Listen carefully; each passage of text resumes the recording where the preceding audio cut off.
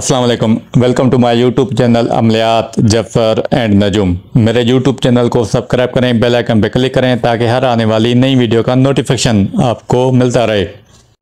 दोस्तों, मैं आज आपके लिए इल्म जफ़र के हवाले से मोहब्बत का नायाब और बहुत आसान अमल लेकर आया हूँ।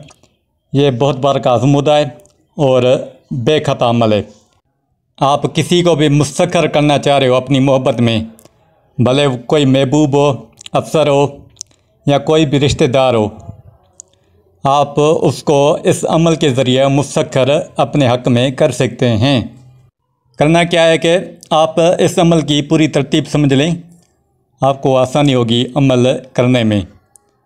करना क्या है कि तालिब माँ वालदा, मतलूब माँ वालदा और सितारा मुश्तरी, आपको इसकी सीधी इबारत बनानी है। मिसाल के तौर पे एक नाम है असलम बिन हिंदा मुस्लिम बिन राबिया, आगे सितारा मुश्तरी लिखेंगे और इसको बसत करके यानी एक एक हुरूफ काट काट के लिखेंगे। फिर इनमें से हम जो नुक्ते वाले हुरूफ हैं वो लेंगे, बकाया हुरूफ छोड़ देंगे। आप जो नाम लिखो, नाम माँ वालदा, मतलूब माँ वालदा, यानी कि अपना नाम माँ वालदा और जो आपका मतलूब यानी महबूब वगैरह है उसका नाम माँ वालदा, आगे मुश्तरी उसका नाम लिखोगे। फिर जो उसमें नुक्ते वाले हुरूफ होंगे वो आप लिखेंगे, बकाया हुरूफ काट देंगे, छोड़ देंगे। अभी हमने जो नाम लिया था असलम बिन हिंदा मुस्लिम बिन राबिया मुश्तरी, इसके जो मैंने नुकात वाले हुरूफ हैं, नुक्ते वाले, वो मैंने लिखे हैं। अब हम इसको करेंगे तकसीर जफरी।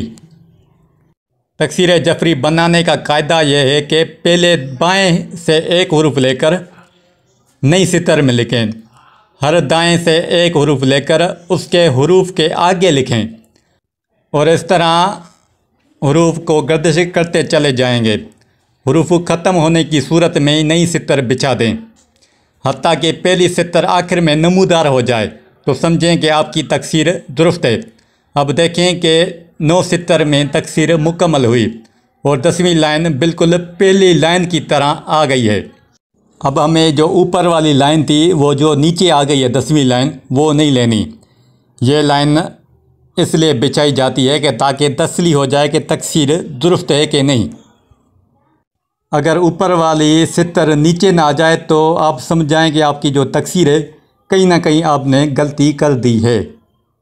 अब अव्वल सितर को अलहदा काट लें और 9वीं सितर जैसे आखिरी सितर कहेंगे उसको भी अलहदा काट लेना है। इसके दरमियान 7 लाइनों वाली सितर है, उसको भी हम अलग से काट के रखेंगे। अब हमारे पास तकसीर जफरी की 3 सितरों के टुकड़े आ गए हैं। अभी ये हम अपने पास संभाल के रखेंगे। ये जो अमल है 3 दिन का अमल है। जो हमने पहली सितर काटी थी वो लेंगे और नया चराग हासिल करेंगे और उसमें चंबेली का तेल या जैतून का तेल डालकर पहली बत्ती हम जलाएंगे। दूसरे दिन जो दरमियान वाली सितर थी 7 सितरों वाली, वो जलाएंगे। फिर तीसरे दिन जो आखिरी सितर थी वो जलाएंगे। हमको ये जलाना कब है? चांद की 1 तारीख से लेकर 15 तारीख के बीच में कोई भी हफ्ते का दिन और मंगल का दिन छोड़ के किसी भी दिन आप ये अमल कर सकते हैं। आपको इशा के बाद जो भी मुश्तरी के साथ आएगी, आप मुश्तरी के साथ में ये जलाओगे।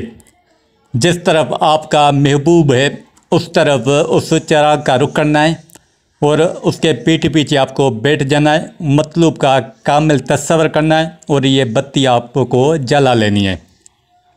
अभी करना क्या है, जो इसका दूसरा हिस्सा है, जो आपने तकसीर की थी, तकसीर की जो पहली सितर है उसके हम हुरूफ बनाएंगे, 4-4 का जोड़ा बनाएंगे।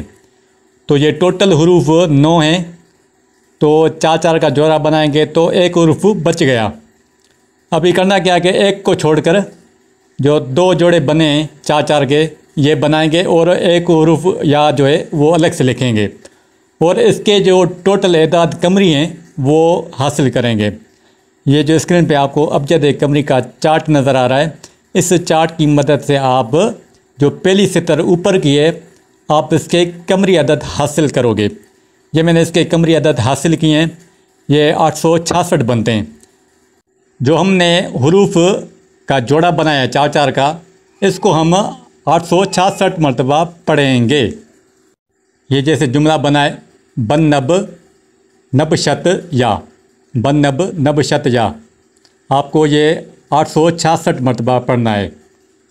चराग को सामने रखकर मतलूब का कामिल तस्वर करके आपको ये 3 दिन पढ़ना है। इंशाल्लाह इन 3 दिनों के अंदर जो आपका मतलूब होगा बेचैन और बेकरार होकर हाजिर होगा। बहरहाल ये इस अमल की पूरी तरतीब थी। अगर कोई बात आपको समझ ना आए तो कमेंट्स बॉक्स में सवाल करें, मैं इसका जवाब दूंगा। जो भी इस अमल को करेगा 100% दुरुस्त और मुजरब पाएगा। अल्लाह हाफिज़।